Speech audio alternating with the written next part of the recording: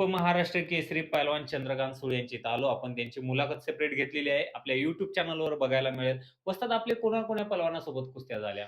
मुन्नाल शेख, ते दिलीप उपमहाराष्ट्र केसरीच्या वेळेस आहे का? महाराष्ट्राची फायनल मुन्नाल शेख बरोबर हं. आणि रवींद्र पाटील तुमचे आशियाई सुवर्णपदक वांगीकर. विजेते. त्यांची 2 वेळा आमची बरोबरीच झाली. हं, चंद्राश निमगिरे, हं, अस्लम काझी, हं, चंद्रहार पाटील, हं, अ, भरत मेकाले, हं, आसाब अहमद असेल, हं, अ, महेंद्र देवकाते असेल. हं, असं बऱ्यापैकी महाराष्ट्रातील त्यावेळच्या हं, त्या काळातील टॉप पैलवानांवर कुस्त्या झाल्या. हं, संदीप राट्टे पैलवान असतील, हं. दिल्लीवाले.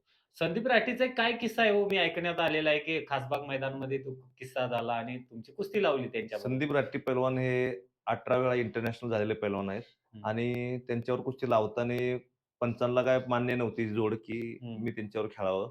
हं, की ते म्हणले, "हे मोठे जोड आहे, हं, तुम्ही छोटे आहात."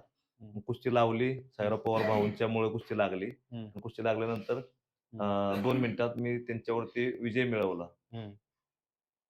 तर नक्कीच अशा महान अशा पहलवानांची उपमहाराष्ट्र केसरी पहलवानांची आपण मुलाखत घेतलेली आहे.